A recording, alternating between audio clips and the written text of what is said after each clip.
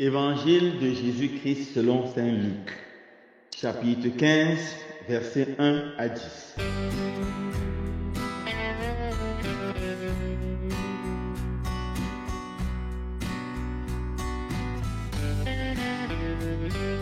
En ce temps-là, les publicains et les pécheurs venaient tous à Jésus pour l'écouter. Les pharisiens et les scribes récriminaient contre lui. Cet homme fait bon accueil aux pécheurs et il mange avec eux.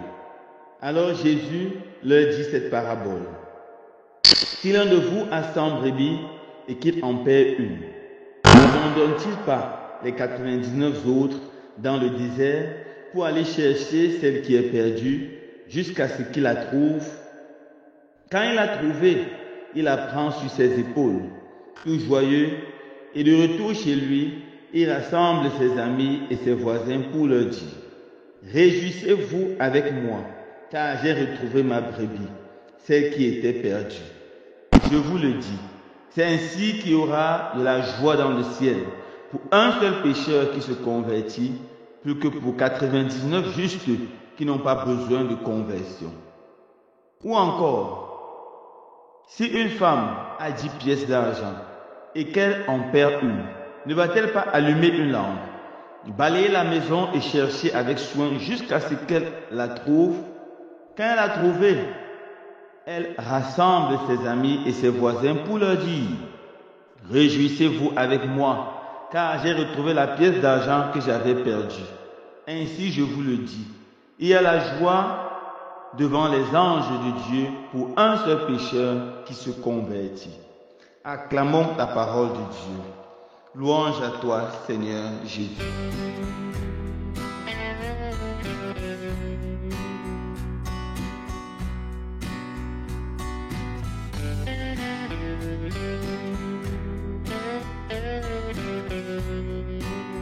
Frères et sœurs bien-aimés, nous sommes au chapitre 15 de l'évangile de Luc. L'évangile de Luc est considéré parmi les 4 évangiles comme l'évangile de la miséricorde. Et dans cet évangile de la miséricorde, le chapitre 15 est appelé le chapitre de la miséricorde. Dans ce chapitre, nous avons 3 belles paraboles qui nous montrent l'amour miséricordieux de Dieu pour les hommes. Dans la lecture de ce jour, nous nous arrêtons sur les 2 premières paraboles.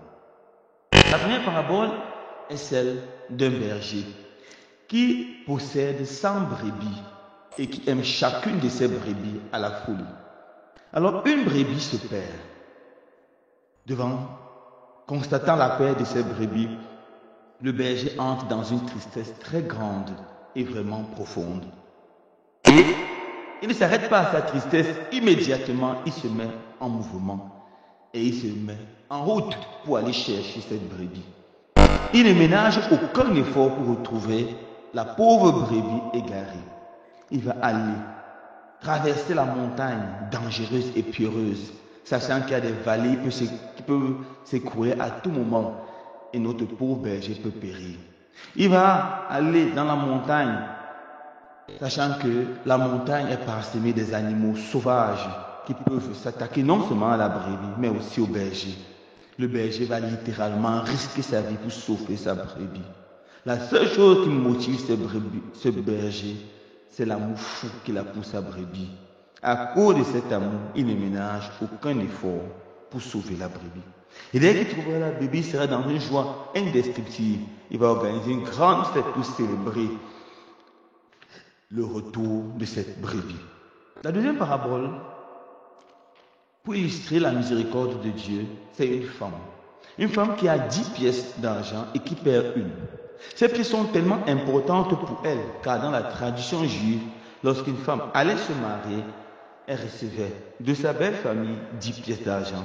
C'était comme son alliance qu'elle gardait précieusement. Ces 10 pièces d'argent symbolisaient son mariage. C'est pour ça que ces 10 pièces d'argent avaient une très très grande valeur pour elle.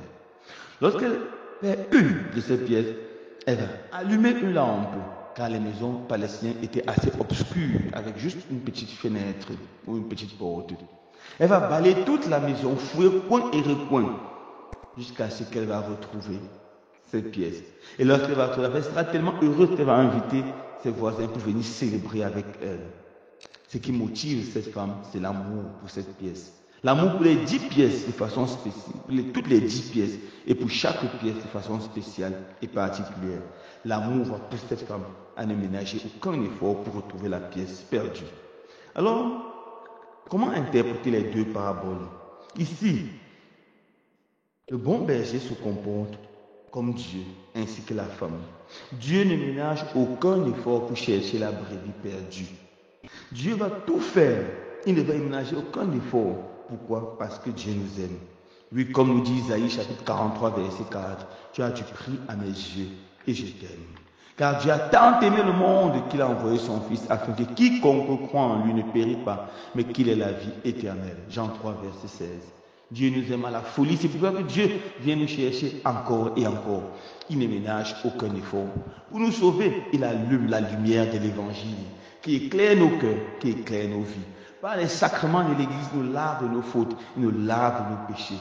Et finalement, il nous arrose de ses abondantes grâces et bénédictions afin de nous encourager à revenir de tout notre cœur vers lui.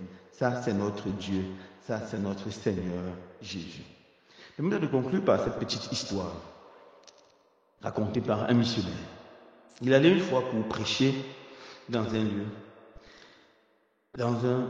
lieu habité par des personnes qui vivaient dans la rue. Et après avoir prêché, l'une de ces personnes s'est approchée de lui et lui a dit: je ne peux jamais être sauvé. Le missionnaire a dit: mais pourquoi tu dis ça? Il dit: parce que j'ai fait tellement de mal. J'ai abandonné totalement mon Dieu. J'ai abandonné mon Dieu et j'ai vécu dans la rue. J'ai assassiné, j'ai volé, j'ai fait tellement de mal. Aucun Dieu ne peut m'accueillir. Et le missionnaire lui a dit: c'est exactement pour toi que Jésus est venu. Il dit: comment ça? Jésus n'est pas venu pour les bons. Il dit dans sa parole: ce sont les malades qui ont besoin du médecin et non les bien portants. Jésus est venu effectivement chercher la brebis égarée et la ramener à la maison. Mon frère, ma soeur, peu importe la gravité et la laideur de ton péché, sache que c'est pour toi que Jésus est mort sur la croix. Sache que Jésus est venu te chercher. Il te tend la main, saisis sa main. Et nous, frères et sœurs bien-aimés qui avons expérimenté Jésus, continuons à propager cet amour miséricordieux. Montrons à tous ceux que nous rencontrons chaque jour à quel point Jésus les aime, à quel point Jésus veut les sauver, à quel point Jésus veut les relever. Loué soit Jésus-Christ.